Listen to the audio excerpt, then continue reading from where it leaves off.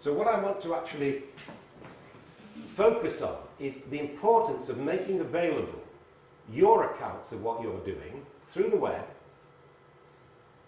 so that it's not just coming this way and the one person, sorry, what is your name at the back that has got something that you've made available? Which country? It's in Norwegian, so it's only for the Norwegians. Right. It's not really... Okay, but it is for, you've actually made it available. And when you say only for the Norwegians, okay? Well, it's Yeah. for those who understand. Right.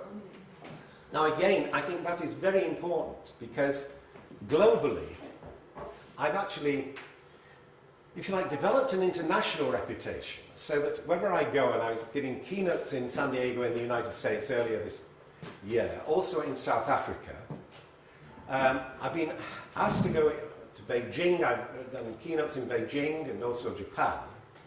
Now, that in terms of a global network of communication is broader than, you know, when you say just Norwegian.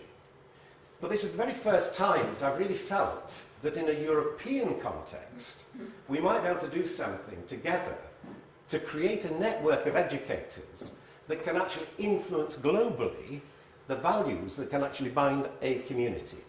Now, I haven't tended in my working life to focus on the European context.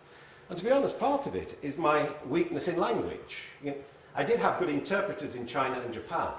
But the other places that I've been to talk, like America, Canada, Australia, it has all been English speaking in terms of that global influence. Whereas now, I think, from this room, with 17 European countries represented, we could very quickly, over a year or two, communicate and share your values and understandings as educators with the values that actually I think will bind us, because Christine's point about what kind of society do we want, I do think that the core values that are coming in the next session, we will find that we do share an awful lot of core values as educators that we can share and make public.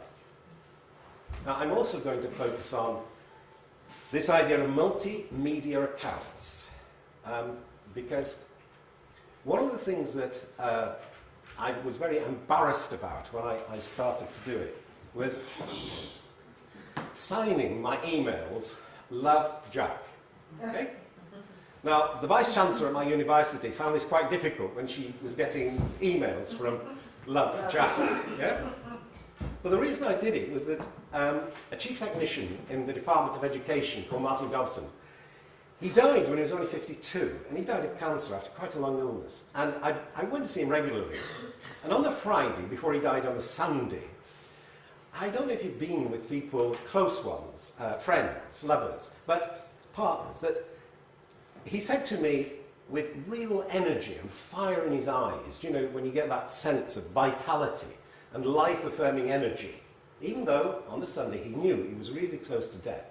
And he just said, Jack, give my love to the department. Okay, so those were the last words he said to me.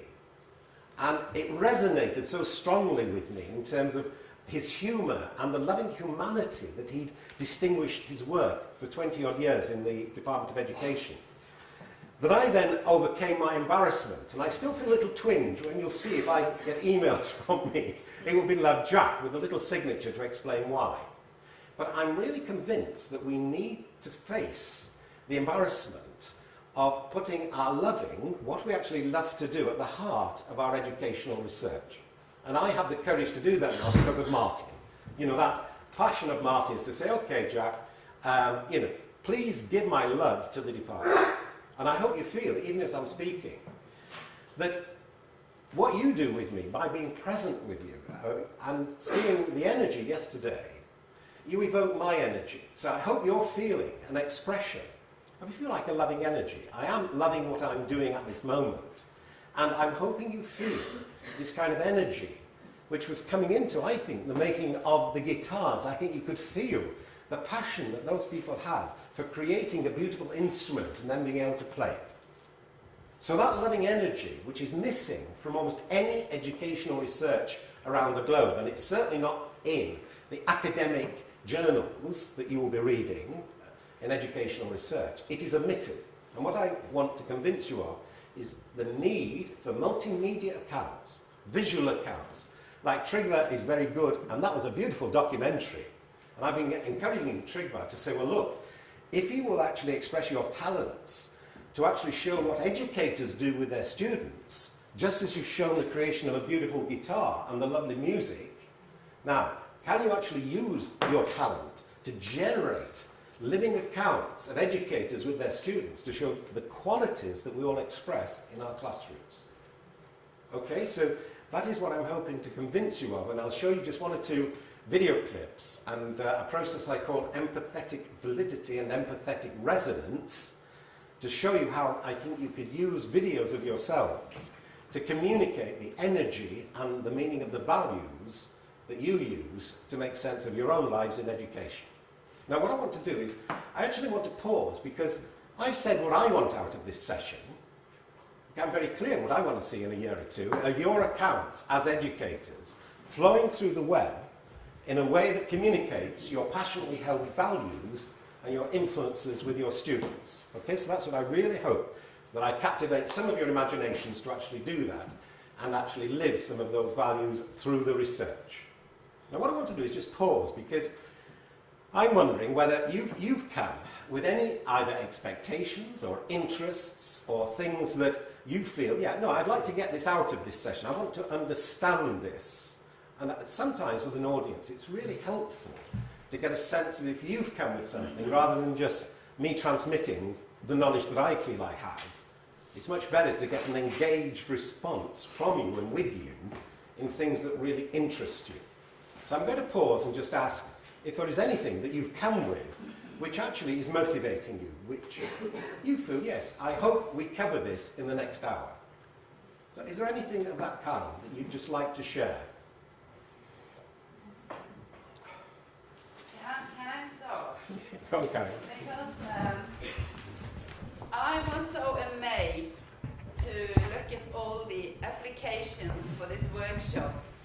And I saw that there were applicants from countries far away. And I thought this was a tremendous experience to meet people from countries I never ever met before.